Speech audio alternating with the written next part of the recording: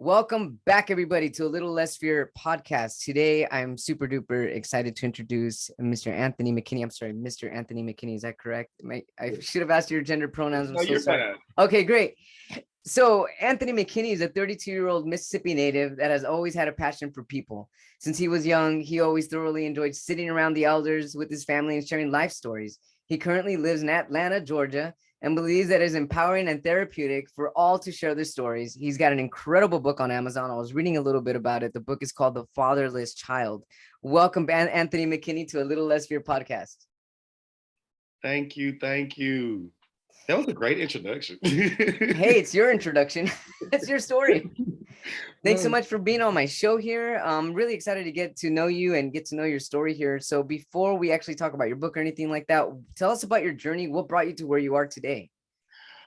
Oh my gosh. I know, such a loaded, it's always like the biggest loaded question, but this is a motivational podcast and I can already feel your incredible golden energy. So let's Thank do you. this. It is my journey is very sporadic. So stayed in Mississippi, was raised there most of my life. I did spend 1 year away from Mississippi when I was about 10, 11. Then I ended up coming back to Mississippi.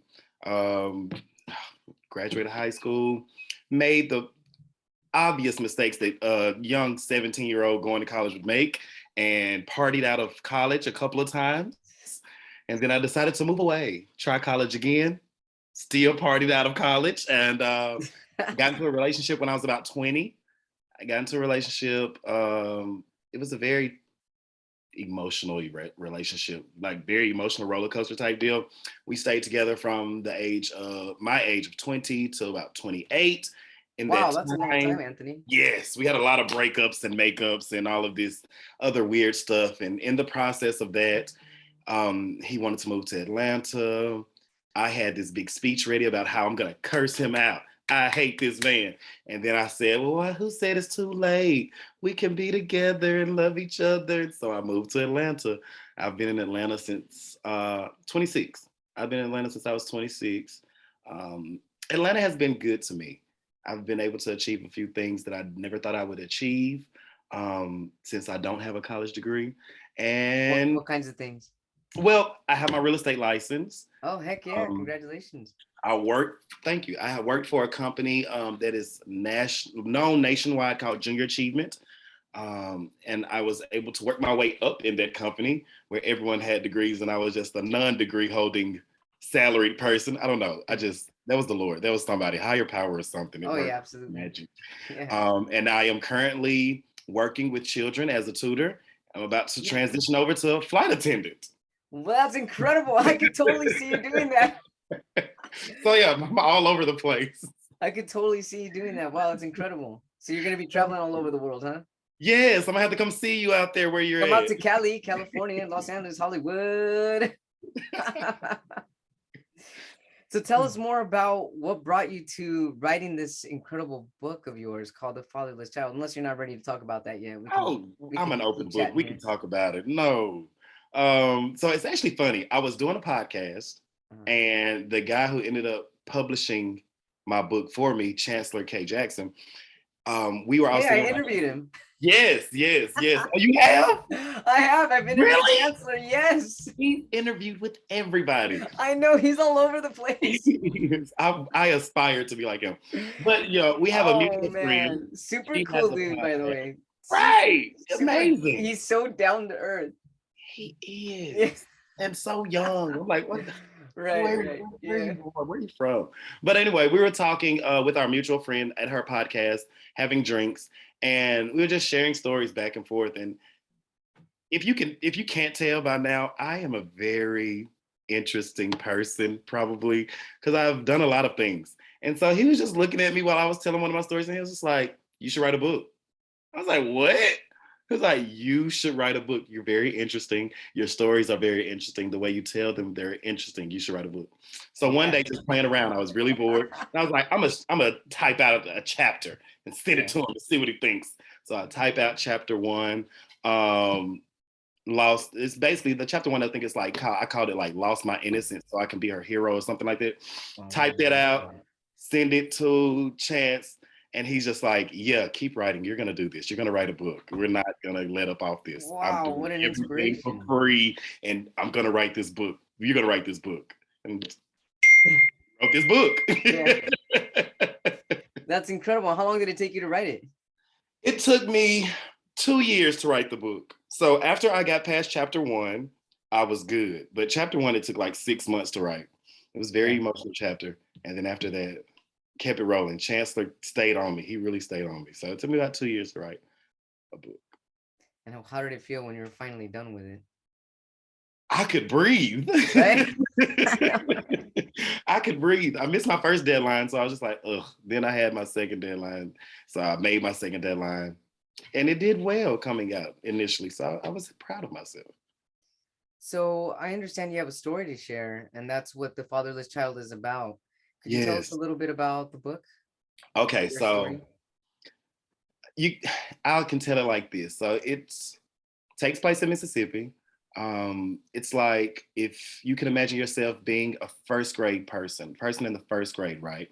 You Mhm. have a younger sibling in kindergarten, and y'all are spending the summer with your uncle, kind of with your uncle. Your mom works in the daytime, so you're being babysat by your uncle's girlfriend.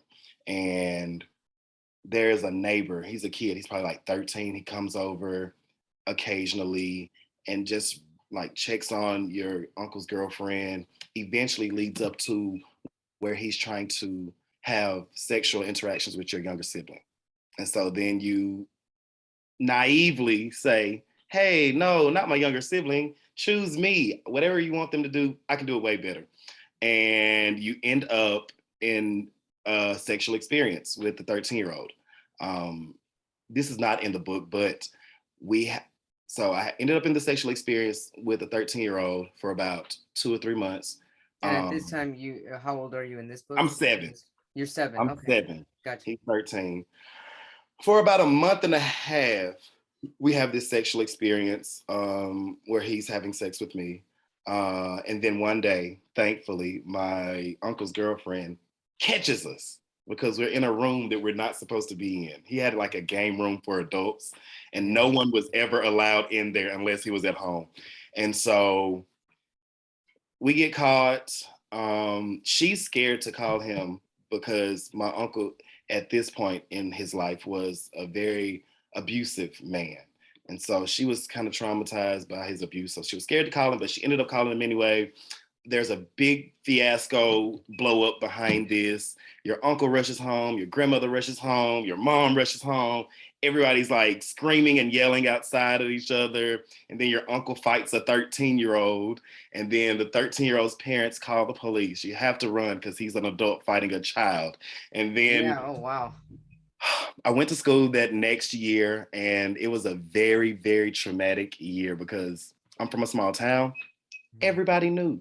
By the time I made it back to school, everybody knew what happened. And to other 7 and 8-year-olds, it's not like, oh, he went through a traumatic event. It's just like he had sex with a guy. That's gay. And this is the 90s. So they said that's Okay. gay. And that was just like always defending myself, always defending myself. And then I had an Wow. So at angel. that time, they didn't even see the traumatic part behind it. It was more like it's with the guy. It's Yeah. totally irrelevant. Yes. Right. Okay. Yes, that's where we were stuck at. So every other day, I was finding myself defending my sexuality, even though I really didn't know what sexuality was. And, Sure. you know, third grade rolls around as a new girl that comes to school. Mind you, I go to school with a lot of my relatives. Like 90% of the school is related to each other. And so Yeah. this random girl comes This is in. still in Mississippi? Yes, we're still in Mississippi. We're Okay. still in grade school. All right. So this random girl comes in and we click. We just have an instant chemistry, like without even really meeting each other. We have a chemistry. Yeah. And so one day she asked me because I'm a scared little shit. So she asked me, she's just like, you're cute. You want to date? And you know how back in the day you used to write the notes and be like, will you date me? Yeah. Yes or maybe. I had one of those. She Roll up gave the me one piece of of those. paper. Yes. Oh, Yeah, and origami style. She yeah, folded it like origami style. 6,000. She folded it like 6,000 times. I finally opened up the Da Vinci paper, Yeah. and I said yes. And everybody, when I tell this story, everybody's just like, You were in the third grade. That's so young. How can you know it was love? In third grade, you're right. I don't probably know it was love, but we had a very deep connection that has lasted up until like now. We're still very good friends. So maybe you're like soulmates, huh? Yeah, I think so. I really Yeah. think so. We're Yeah. soulmates that can't be together. Man, that's beautiful. But she was an amazing person. She taught me a lot about myself. I learned a lot about myself. And then probably about, I say about fifth or sixth grade, after I've created this love of my life story and I'm in love with my boo, we talking about children and all of this stuff, even though we're children ourselves. After school, I'm in about the fifth or sixth grade. My mom tells me, got a surprise for y'all. We're like, oh, yay, great. She's like, you're moving out of state. Oh, Like, what? You're gonna go live with your dad. oh my And we goodness. were just like, me and my sister were like, we don't know him though. Like, we've never spent more than 2 days with this man. Dang. And you want us to go? And she was like, oh no, it's just for the summer. So mom, she ships us off for the summer, right? The summer goes, it's my dad has 9 children altogether, Wow. but only five of us were allowed to go and stay with him for the summer. Hmm. So it's 5 of us. You could imagine 5 children, one guy who's never been a parent a day in his life, My goodness. with a girlfriend who's never been a parent a day in her life. So we ran them raggedy for the summer. And everybody started going back home, except for me and my little sister. And we were just kind of like, hey, you said it was for the summer. What's going on, woman? School starts in like 3 days. And she was just like, me and your dad had an agreement when your sister was 1. And so I raised y'all for 10 years and he's going to raise you for the next 10 years. Just like Devastating. that. Yeah, just like that. And she's like, she hung up the phone. She's just like, have a good life. Oh shit. So then, wow. Well, how did you and your sister react to that? Oh, one of us, I can't remember which one of us it was. I think it was her. I think she cried for like 4 days straight. I was upset for like 2 weeks straight. I didn't speak to anybody for like 2 weeks. I was mad. My dad tried to buy gifts. He tried to get all types of things to win us over. And I was just like, you're not my mom. She's not coming to save us. This is crazy. I No hate you kidding. all. No kidding. And so after a while, though, we did become adjusted to it because my dad had a very interesting career path. And so he was a very wealthy man. He was a drug dealer. He also had women working for him in the strip club. So you call that what you want. And he was starting a stucco business. So he was all over the place as Oh well. man. So he had cash flowing in all different kinds of ways. Yes, Yeah. very much so. And so we stayed with him, started school. He bought us a house. Everything was going good. My sister and my stepmother at the time did not like each other. So my sister basically like told my mother every little thing that she ever did to her. My mom gets mad and her husband comes and moves in with us. So it's my dad and his wife, my mom and her husband, and the two of us, and we're all living in this house together, right? Super awkward. Super awkward. My mom is trying to avoid my dad. My dad is flirting with my mom. My mom's husband is trying to avoid my dad's wife, but then my dad's wife is flirting with her. Super freaking awkward. Awesome. Totally awkward. And you're just you But and you and your sister are just both in the middle of all that, huh? oh yes, we played that. We played the four of them like a broken record. You hear me? Like we would bounce off of like, oh, dad said we couldn't do this. Let's go to mom. Mom said we couldn't do this. Let's go to our stepmom. Like it was horrible, And what about horrible. all your other siblings? Where were They they had at? went back home. Their Well, parents came and got them, and they were back in Mississippi enjoying their families as they did before they came. mhm. And so school rolled around. We got in school. My dad had us in extracurricular things. I wasn't able to do extracurricular things because I messed around and made a B one time. And my mom was like, he's better than a B. He can't do anything. So I would go and watch my sister do jazz classes, tap classes, hip hop classes. It was a very interesting experience. Very, very interesting experience. We went to a private school. And then, I mean, everything was pretty much normal as it could be living with strippers, a pimp, and to Yeah, couples. right. Oh And so, man. like, holidays were huge because we have all of the stripper girls coming in with their families. We have the in-laws from my dad's wife, the in-laws from my mom's husband, all coming up to Charlotte, North Carolina. Massive parties. Right. Huge parties. Um, Probably good food too, I bet. yes, my mother was the cook though. Everybody loved my mother's cooking. She likes to make like food look good. And so I guess when you make it look good, it actually tastes good for the most. She was amazing. She like catered all the parties. And so we lived there until about December. And in December, and this is where the book ends. In December, my father, all of his demons came and met him at the front door in black suits, and they were Whoa. called federal agents. Uh-huh. And yeah, they told us, like, hey, yeah, it's cute that y'all are staying here. Y'all probably should get ready to move. He's gonna go to jail now. And so we moved back to Mississippi, and the rest is to be continued. And so you're saying the rest is to be continued, meaning you're thinking of writing a second book about this? About where Absolutely. oh, excellent. Absolutely. Great. And then the second book will take you in from the time that the black suited guys came to get your dad into what's happening within your life right now?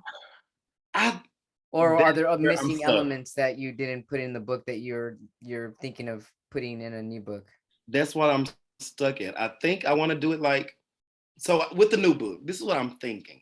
I want to have like a time jump between chapters. So I'm thinking I'm going to start modern day to where I am now, and then like an incident will happen, and it'll take you back to like the first time something like this ever happened to Oh me. yeah, I like And that. it will fill in the blank spots that were missing out of the first book or that were not included at all in the first book.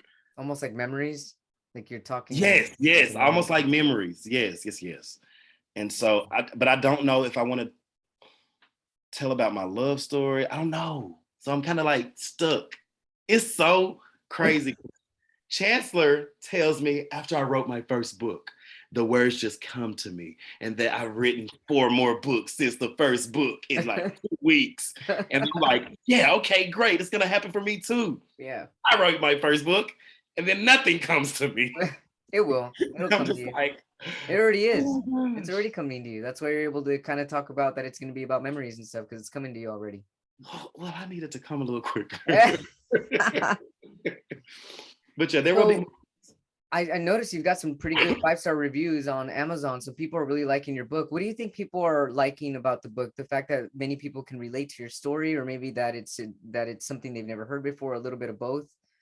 I think it's a little bit of both. I think a lot of people are surprised at how well the story flows, Mhm. and I think they are also surprised to see such a, like you said, a young black man expressing, or a man of color even expressing themselves about such a topic. Because Right.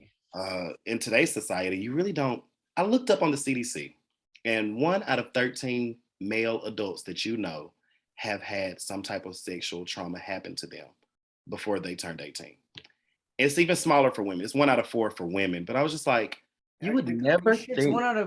one every 13? I mean, back when I was in school, I remember it was 1 out of every 5 men and 1 out of every 3 women, unless it's Well, changed and now less men are coming out and telling the yeah, truth. well, I'm not sure why. I really just glanced really quickly so I could have a Yeah, statistic to throw out there on the podcast. yeah, But that's what I looked at. That's what I found, at least.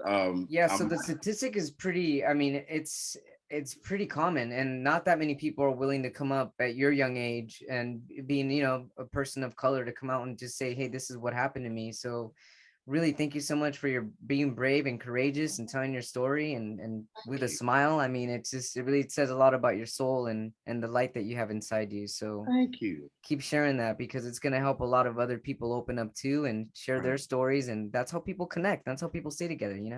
Amen. Yes, yes. And you know what? Really made me want to write the book. You just don't hear about it enough. And then, but like you know somebody that's probably been through something Of similar. course, Um, absolutely. especially if you're in the LGBTQ plus community. almost all of us have been through something like that in that nature. And it's just like, it's crazy to me how nobody speaks about it and nobody wants to talk about it. But Yeah. I feel like that's how you give it more power if you don't talk about it, if you don't bring it to the light. And I also feel like things like sharing these types of stories could probably help hopefully reduce young suicide rates. Like Oh yeah. me and a friend were talking the other day, and I was like, I don't know what's the most traumatic thing in the world, but I'm pretty sure from my experience, child sexual abuse is very high up there. Because I was like, I was reflecting on my life not too long ago, and for a very long time, any decision I made, I'm talking about any decision I made, it was based off that trauma and to some degree. Yeah. Like I always chose what I wore carefully, not to seem too flamboyant or not to seem, you know, Just always finding ways that you weren't even aware, but you're trying to protect yourself. right, right. Even how I build relationships with people. I either am very closed off, don't want to talk to anybody, or I'm like cling on to you and I'm like, we're best friends and I've known you for 10 seconds. Yeah. Just like very unhealthy. Right, right. But you started noticing these patterns. Yes. And it all stemmed from my trauma as a child, in my opinion. And so I'm just like, I feel like we should start trying to share more of these stories to help it become less taboo and more common and comfortable for people to open up and talk about these things. You also get your power back when you share your story, because if you don't, you're staying quiet, you're leaving that power over there with that person. Yes, You yes, speak up about it, you're taking your power back. Hey man, this should happen to me. This is what I went through. You're speaking up for yourself. You're standing up for yourself. absolutely. And you know, I when I was younger, so it's funny that you said take your power back.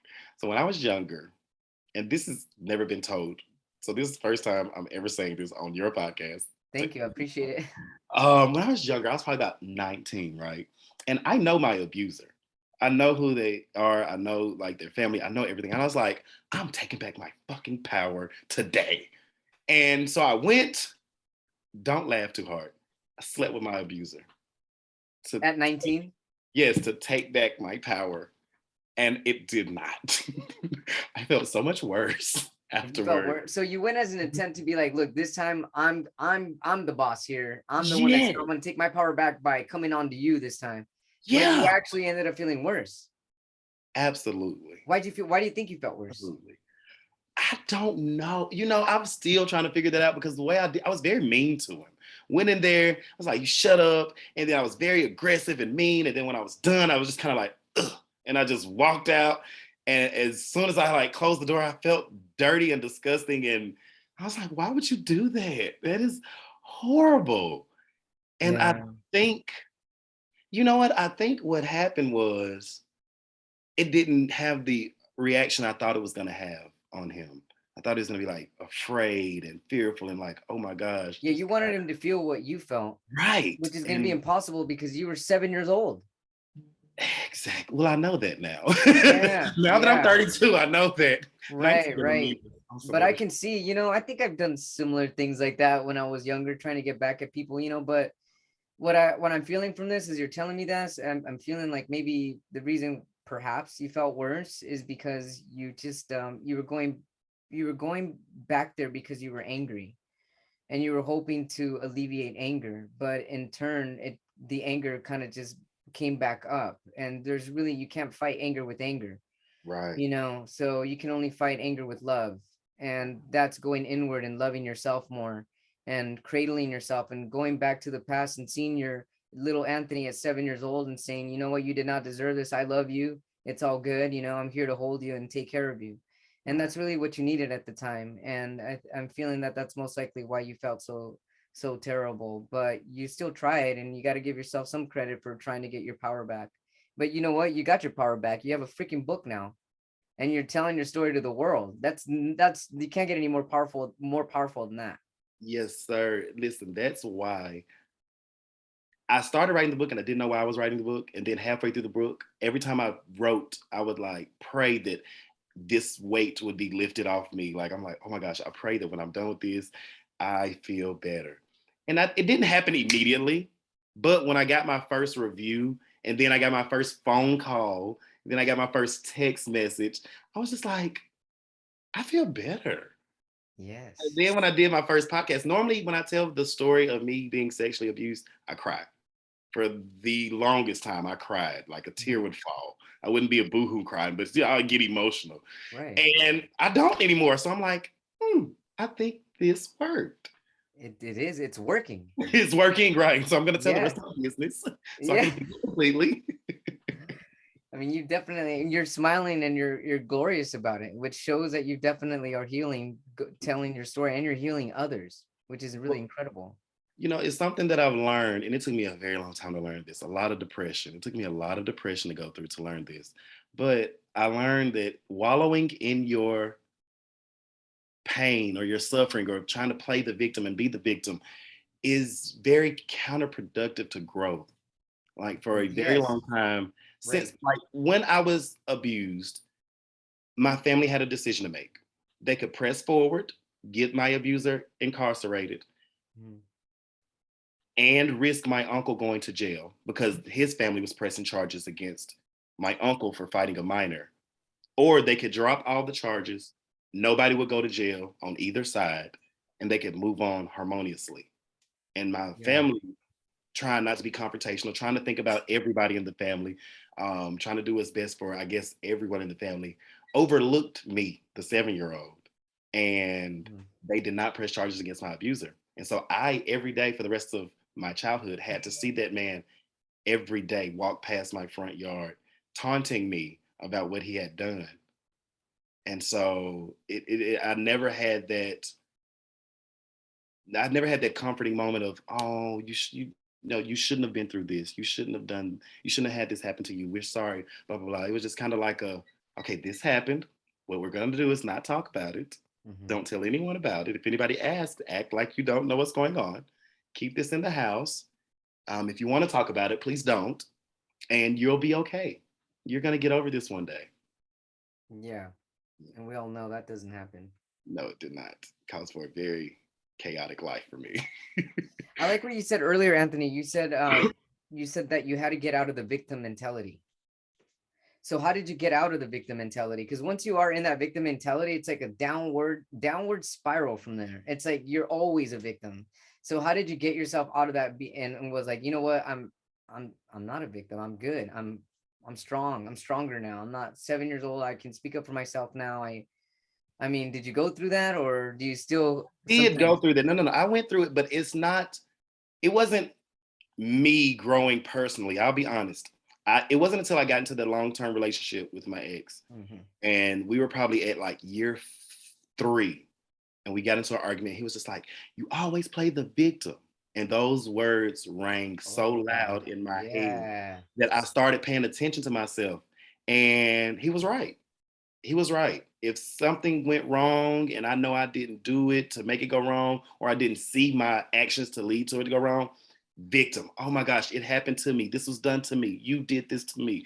Any Mhm. little thing, anything. I was always, oh, my mother did this to me. My siblings did that to me. I was projecting off everything. Right. And then after we broke up, partially because of that, I started trying to not be like that. And it was a long process. Oh, that's a very long process to get out of the victim And mentality.